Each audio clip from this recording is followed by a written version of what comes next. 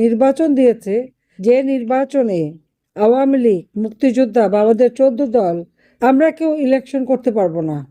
অন্তত আমি এটুকু দাবি করতে পারি যে 50% ভোটার আওয়ামী লীগকে সমর্থন দেয়। বারবার তারা সার্ভে করে, সেই রিপোর্ট পায়, যে কারণে আওয়ামী লীগকে তারা নিষিদ্ধ করেছে।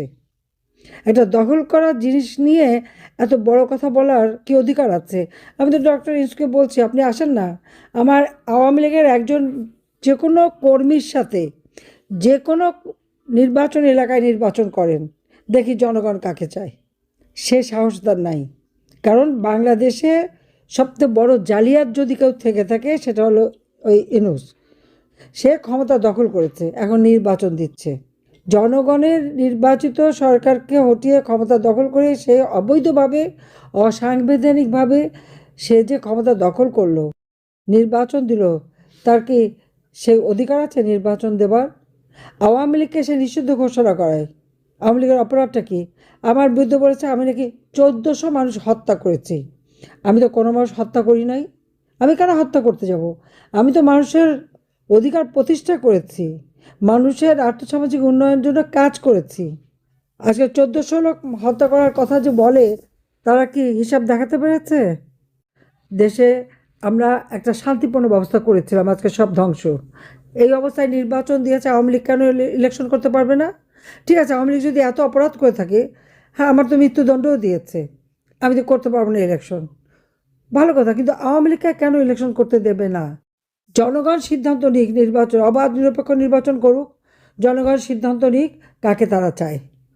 যদি জনগণ আমাদের ভোট না দেয়, ঠিক আছে, আমরা তা মেনে নেব, কিন্তু আমাদের নির্বাচন করতে দেবে না কেন? এবং ডক্টর ইউনূসের কী অধিকার আছে আমাদের নির্বাচন থেকে দূরে রাখার আর আওয়ামী লীগকে ব্যান করার? সে কে? এই আওয়ামী লীগ বাংলাদেশের স্বাধীনতা এনে দিয়েছে, বাংলা ভাষায় কথা বলার অধিকার দিয়েছে, আন্তর্জাতিক মাতৃভাষা দিবস, সবই তো আওয়ামী লীগের করা। জাতির পিতা বঙ্গবন্ধু শেখ মুজিবুর রহমানের নেতৃত্বে আমরা করেছি। তাহলে কাজে আমি আপনাদেরকে ধন্যবাদ জানাই যে আমরা ইলেকশন চাই, কিন্তু সকল দল সমানভাবে অংশগ্রহণ করবে। জনগণকে অধিকার দিতে হবে যে তারা ভোটের মাধ্যমে তাদের রায় জানাবে। আজকে যদি 50% মানুষ যদি ভোট দিতেই না পারে, আর যদি ইলেকশনে অংশগ্রহণ করতে না পারে, তো সেটা কোন ধরনের ইলেকশন হবে? আবার কেউ যদি বলে যে আমি ভোট দেব না, তার উপর মব সন্ত্রাসী, তাকে মারবে, ধরবে, তার বাড়িঘর পুড়িয়ে দেবে, তাদেরকে হয়রানি করা হচ্ছে, জবরদস্তি করে নির্বাচনে নেবে।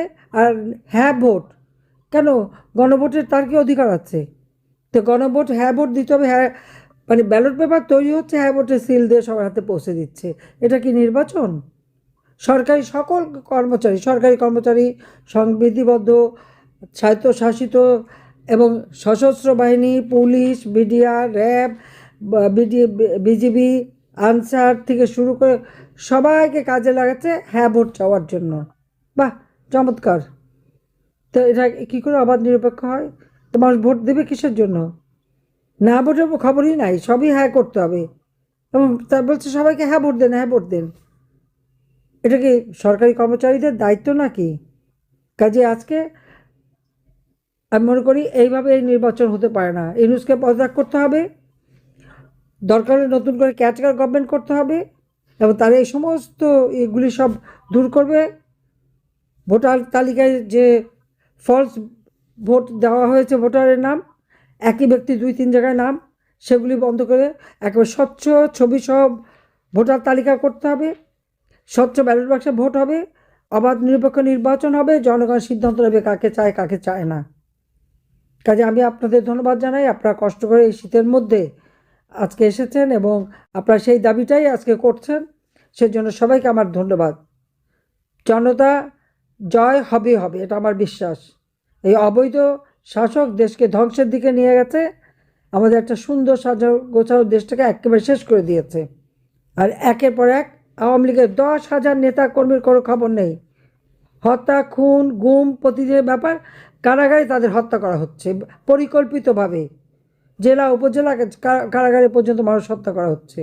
কাজে এই হত্যার নিন্দা জানাই এবং প্রত্যেকটা হত্যাকাণ্ডের বিচার করা হোক, তদন্ত করা হোক, আন্তর্জাতিক পর্যায়ে তদন্ত করা হোক যে হত্যাকাণ্ডকে আমি করেছি না ইউনূস তার মেটিকুলাস ডিজাইনের মাধ্যমে তার জঙ্গি সন্ত্রাসীদের দিয়ে করিয়েছে। কারণ সব জঙ্গি সন্ত্রাসীদের সে ছেড়ে দিয়েছে, কারণ তাদের কাছে সে কৃতজ্ঞ, কারণ তাদেরকে সে ব্যবহার করেছে ক্ষমতা দখলের জন্য।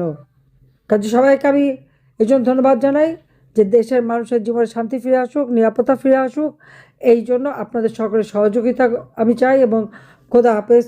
জয় বাংলা, জয় বঙ্গবন্ধু, বাংলাদেশ চিরজীবী হোক।